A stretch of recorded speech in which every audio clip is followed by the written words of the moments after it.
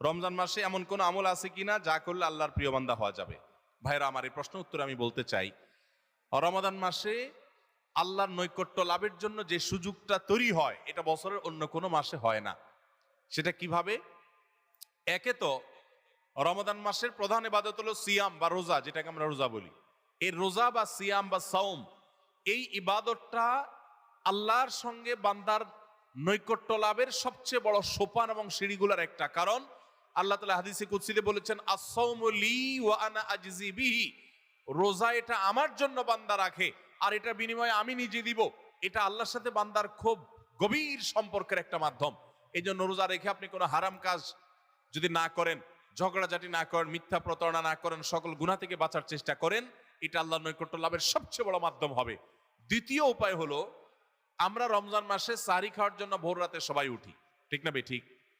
ভোর রাতের এই